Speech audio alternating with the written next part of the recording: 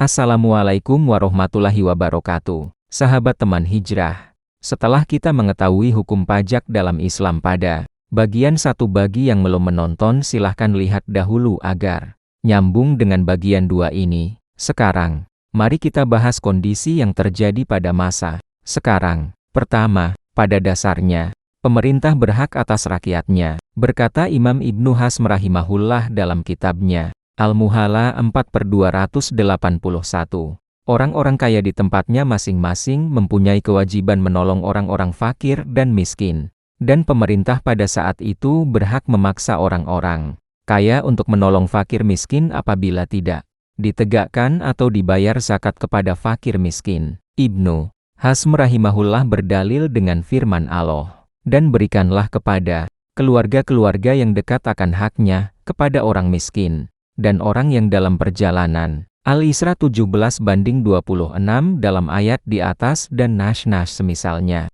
Seperti Al-Quran Surat An-Nisa 4/36, Muhammad 47:42-44 dan hadits yang menunjukkan bahwa siapa yang tidak mengasihi orang lain maka dia tidak dikasihi oleh Allah. HR Muslim 66. Semuanya menunjukkan bahwa orang-orang fakir dan miskin mempunyai hak yang harus ditunaikan oleh orang-orang kaya. Dan barang siapa di antara orang kaya melihat ada orang yang sedang kelaparan kemudian tidak menolongnya, maka dia tidak akan dikasihi oleh Allah. 18. Bagaimana sikap kaum muslimin terhadap pajak? Setelah jelas bahwa pajak merupakan salah satu bentuk kezaliman yang nyata, timbul pertanyaan, apakah seorang muslim menolak dan menghindar dari praktek pajak yang sedang berjalan atau sebaliknya? Jawabnya, setiap muslim wajib mentaati pemimpinnya selama pemimpin itu masih dalam kategori muslim dan selama pemimpinnya tidak memerintahkan suatu kemaksiatan. Memang, pajak termasuk kezaliman yang nyata. Akan tetapi, kezaliman yang dilakukan pemimpin tidak membuat ketaatan rakyat kepadanya gugur atau batal. Bahkan setiap muslim tetap harus taat kepada pemimpinnya yang muslim, selama perintahnya bukan kepada kemaksiatan. Rasulullah Shallallahu Alaihi Wasallam menerangkan kepada para sahabatnya radhiyallahu anhum bahwa akan datang di akhir zaman para pemimpin yang zalim. Kemudian beliau ditanya tentang sikap kaum muslimin, bolehkah melawan atau memberontak?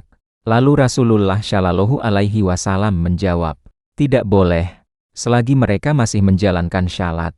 HR Muslim 1855 dari Jalan Auf bin Malik Al-Ashja'i radhiyallahu anhu. Bahkan kezaliman pemimpin terhadap rakyatnya dalam masalah harta telah dijelaskan oleh Nabi Shallallahu Alaihi Wasallam bagaimana seharusnya rakyat menyikapinya. Dalam sebuah hadits yang syahih, setelah berwasiat kepada kaum muslimin agar selalu taat kepada Allah, Rasulullah Shallallahu Alaihi Wasallam berpesan kepada kaum muslimin supaya selalu mendengar dan mentaati pemimpin walaupun seandainya pemimpin itu seorang hamba sahaya selagi dia muslim. Hadits nomor 28 dalam kitab Al-Arbaun Nawawi diriwayatkan oleh Abu Dawud nomor 2676 dan Ahmad 4/126. Dijelaskan lagi dalam satu hadits yang panjang. Setelah Rasulullah Shallallahu Alaihi Wasallam menjelaskan akan datangnya pemimpin yang zalim yang berhati setan dan berbadan manusia, Hudzaifah bin Al-Yaman radhiyallahu anhu bertanya tentang sikap manusia ketika menjumpai pemimpin seperti ini. Lalu Rasulullah Shallallahu Alaihi Wasallam menjawab, dengarlah dan patuhlah pemimpinmu, walaupun dia memukul punggungmu dan mengambil paksa hartamu. HR Muslim Kitab Al-Imarah 1847. Fadhilatusi Syaikh Shalih Al-Fauzan Hafizahullah memberi alasan yang sangat tepat dalam masalah ini. Beliau mengatakan, melawan pemimpin pada saat itu lebih jelek akibatnya daripada sekedar sabar atas kezaliman mereka. Bersabar atas kezaliman mereka memukul dan mengambil harta kita memang suatu madharat. Tetapi melawan mereka jelas lebih besar madharatnya. Seperti akan berakibat terpecahnya persatuan kaum muslimin, dan memudahkan kaum kafir menguasai kaum muslimin yang sedang berpecah dan tidak bersatu. Sahabat teman hijrah, kita masuk ke pembahasan kedua, yaitu di antara sumber pemasukan negara yang pernah terjadi di zaman Rasulullah Shallallahu Alaihi Wasallam ialah 1. Zakat. Kedua, harta warisan yang tidak habis terbagi. Ketiga, jizyah. yaitu harta atau upeti yang diambil dari orang-orang kafir yang diizinkan tinggal di negeri Islam sebagai jaminan keamanannya. 4. Ghanimah dan fai. Ghanimah adalah harta orang kafir al-harbi yang dikuasai oleh kaum muslimin dengan adanya peperangan. Sedangkan fai adalah harta orang kafir al-harbi yang ditinggalkan dan dikuasai oleh kaum muslimin tanpa adanya peperangan. 5. Haraj. Hal ini telah kami jelaskan dalam poin pajak bumi dalam di bagian ke-1,6. Syadakah tathau, yaitu rakyat menyumbang dengan sukarela kepada negara yang digunakan untuk kepentingan bersama. Ketujuh. Hasil tambang dan semisalnya. Penutup sebelum kami mengakhiri pembahasan ini. Perlu kiranya kita mengingat kembali bahwa kemiskinan, kelemahan, musibah yang silih berganti, kekalahan, kehinaan, dan lainnya, di antara sebabnya yang terbesar tidak lain ialah dari tangan-tangan manusia itu sendiri. Rum 30:41 di antara manusia ada yang terheran-heran ketika dikatakan pajak adalah haram dan sebuah kezaliman nyata. Mereka mengatakan mustahil suatu negara akan berjalan tanpa pajak. Maka hal ini dapat kita jawab, bahwa Allah telah menjanjikan bagi penduduk negeri yang mau beriman dan bertakwa yaitu dengan menjalankan perintah dan menjauhi larangannya. Mereka akan dijamin oleh Allah mendapatkan kebaikan hidup mereka di dunia, lebih-lebih di akhirat kelak. Sebagaimana Allah berfirman, seandainya penduduk suatu negeri mau beriman dan beramal syalih, niscaya kami limpahkan kepada mereka berkah kebaikan yang melimpah baik dari langit atau dari bumi. Tetapi mereka mendustakan tidak mau beriman dan beramal syalih.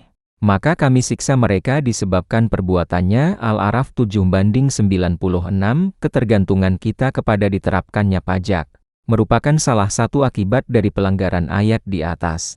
Sehingga kita disiksa dengan pajak itu sendiri. Salah satu bukti kita melanggar ayat di atas adalah betapa banyak di kalangan kita yang tidak membayar zakatnya, terutama zakat mal. Ini adalah sebuah pelanggaran, belum terhitung pelanggaran-pelanggaran lain, baik yang nampak atau yang samara. Kalau manusia mau beriman dan beramal syalih dengan menjalankan semua perintah di antaranya membayar zakat, sebagaimana mestinya dan menjauhi segala larangannya di antaranya, menanggalkan beban pajak atas kaum muslimin, niscaya Allah akan berikan janjinya yaitu keberkahan yang turun dari langit dan dari bumi. Bukankah kita menyaksikan beberapa negeri yang kondisi alamnya kering lagi tandus, tetapi tatkala mereka mengindahkan sebagian besar perintah Allah, maka mereka mendapatkan apa yang dijanjikan Allah berupa berkah atau kebaikan yang melimpah dari langit dan bumi. Mereka dapat merasakan semua kenikmatan dunia.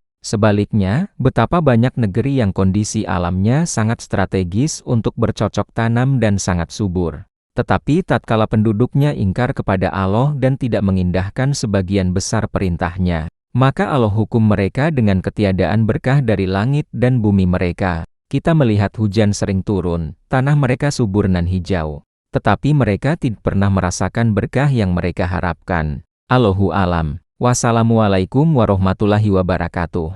Referensi, Al-Manhaj, or, ID.